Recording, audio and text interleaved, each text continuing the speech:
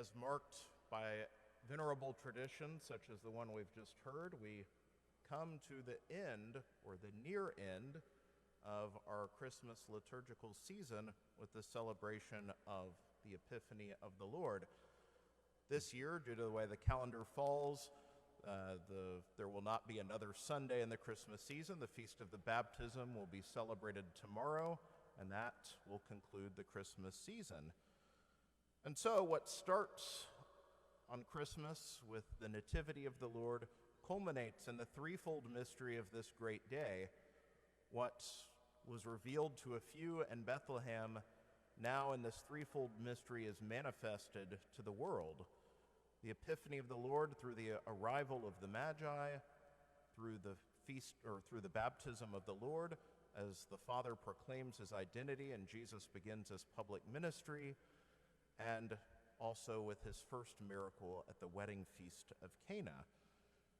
And so, with the glory of the Word made flesh now manifest, thence we have this venerable tradition that the movable feasts throughout the year, those that move dates from year to year, are chanted at the Feast of the Epiphany every year to prepare us for the mysteries throughout the upcoming year. So, with that, the Christmas season in one sense comes to an end, but always that question gets asked every year, when does Christmas really end? Well, it's complicated.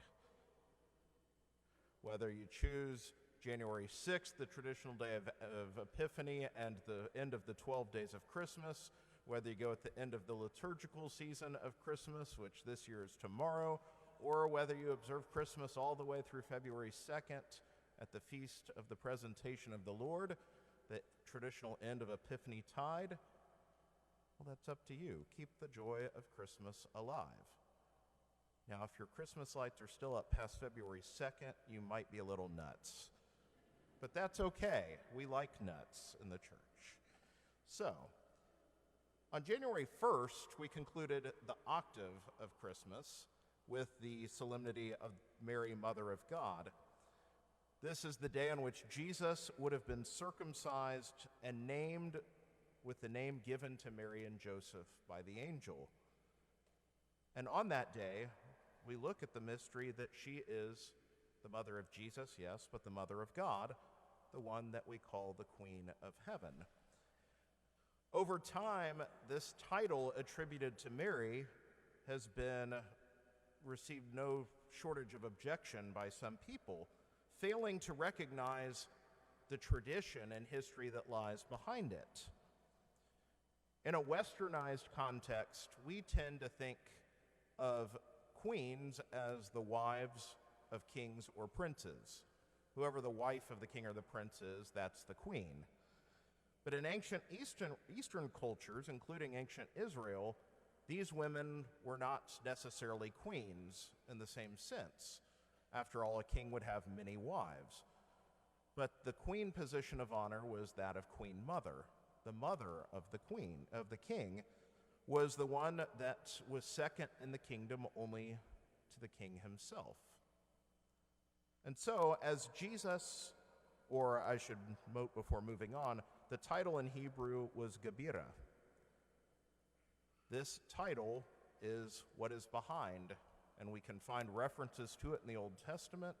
Of the line of kings of Israel and their mothers are noted for this reason, and it is this title that we apply to Mary.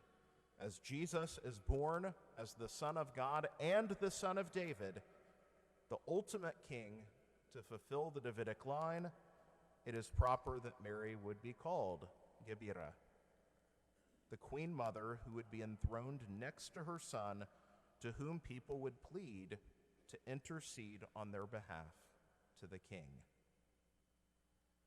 Likewise, Mary herself represents the Davidic line.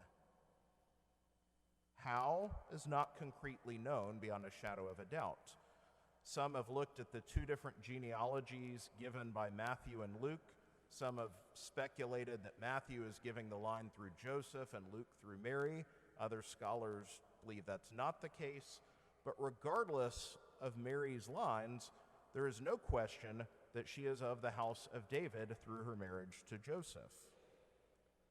And so, received into this line, not only is she Queen Mother, but she is an embodiment of Daughter Zion, that type of the church presented throughout the Old Testament. Which leads us to our first reading in Psalm today. In the 60th chapter of the prophet Isaiah, as we just heard, we hear an eschatological look to the glorious future of Israel, something that was hard to grasp for a people subjected to exile. And yet this looks to a future in which all things are set right, the troubles of the present will have passed, and the glory of God will shine upon his house Israel again. Rise up in splendor, Jerusalem. Your light has come. The glory of the Lord shines upon you. Jerusalem here is referred to in the feminine form, as is common in the Old Testament. Jerusalem referred to as a woman, O daughter Zion, the royal virginal daughter, the beautiful fruit of the house of David. The glory of the Lord shines upon you. All the nations shall come to you, and the wealth and the bounty of the earth put at your feet. They will come from Midian and Ephah, Sheba. Then in Psalm 72, we hear reference to Solomon, the height of the glory of the Davidic monarchy, when the supernaturally wise monarch, the one who had asked and received this great gift of wisdom from God, before he fell into sin later in his life, drew kings and queens and diplomats from all nations that would bear gifts and come just to hear his great wisdom. Among these was the Queen of Sheba, she was believed to be queen of a territory that would equate to modern-day Yemen and Ethiopia. And the Queen of Sheba comes and tests his wisdom with riddles and difficult questions, and is amazed when he satisfactorily answers her questions, and she presents great gifts of precious spices and gold. So Isaiah, as we heard it in the first reading, is referring to an even more glorious date, when not just one queen will come, but all the nations will assemble to pour out its gifts at the feet of daughter Zion. All of this forms a background and frames the context of the mysterious gospel we hear, where these mysterious figures of the Magi arrive to pay homage to the newborn king in the care of his queen mother. The Magi themselves, their identities, while they have traditional identities that the scriptures themselves are fairly silent on their background, but the Magi generally were a priestly class of astrologers and wise men out of the field of Zoroastrianism. And they were known, as marked by the book of Daniel, for their ability to interpret signs and dreams, and therefore were turned to by the upper classes for their wisdom. For these men, they see in the stars a sign and interpret it as the Jewish people have received a new king. And so they go to seek him out. The nature of the phenomenon of the star that they see has been subject of no shortage of speculation and theory. But some natural or supernatural sign in the heavens led these foreigners to Jesus and Mary. And they come in the fulfillment of the words of Isaiah in the first reading, coming, noble men of a foreign land, to pour out their gifts of gold and frankincense at the feet of daughter Zion. For Mary in this moment embodies daughter Zion. Not only of the house of David as queen mother to a Jewish king, but as mother of the church that will be Zion fully realized. The glory of Israel, not just for one people, but spread to the ends of the earth. Then you shall be radiant at what you see. Your heart shall throb and overflow. The glory of the Lord shines upon you. This shining upon us is the basis of the Feast of the Epiphany. The word itself in Greek, two roots, epi and phino, to shine upon or to appear upon. The glory of the Word made flesh, coming into a stable at Christmas, is revealed to the world. And so we celebrate that the light of the world is here, and the church sings forth his glory. We await no longer. The Lord is here. This is a message that Herod receives with fear.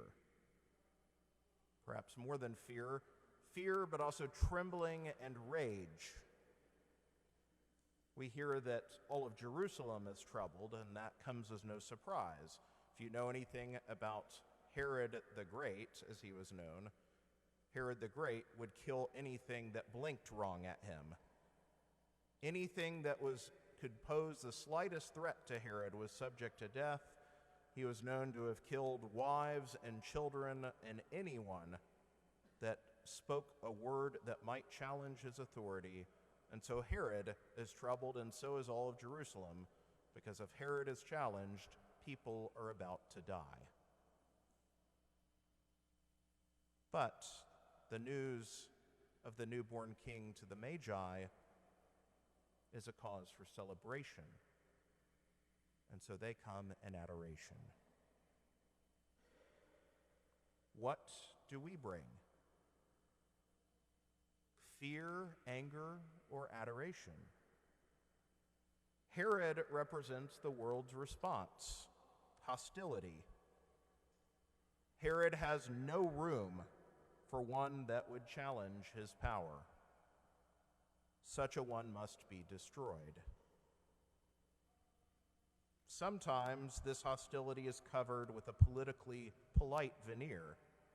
Go find him so that I too may do him homage. The spirit of the world has no room for this king or his mother, and so the Holy Family will have to flee for a time to escape the murderous rage of Herod, who thinks nothing of slaughtering a bunch of kids 2 years and under to secure his power. Of course, this is temporary, that they get a reprieve from the anger of the world, as the collective rage of the world and its sin will eventually have its day at the cross. Let him be crucified. As you leave Mass today, you'll have the opportunity to pick up a home blessing kit for Epiphany with the holy water and the blessed chalk, with the card to help bless your home for the year. And this venerable tradition at Epiphany is linked to the question of, is my home a home where Jesus finds welcome? The chalk is used to mark the lintel of the door. Is this a home where Christ finds welcome and refuge? Do we go along with the world in rejecting this king, or do we pay him homage? The prideful can make no room for another. No one can challenge the autonomy or the will of the one who chooses to put themselves on a pedestal. But those with eyes to see, like the Magi, recognize something greater than themselves. As Jesus will mention later, there is something greater than Jonah or Solomon here. If we recognize Jesus as the long-awaited King, what gifts do we bring him? Perhaps we bring him gold, our generosity and money and time to those in need and to the church. Perhaps we offer him prayer and thanksgiving, rising like clouds of incense before God.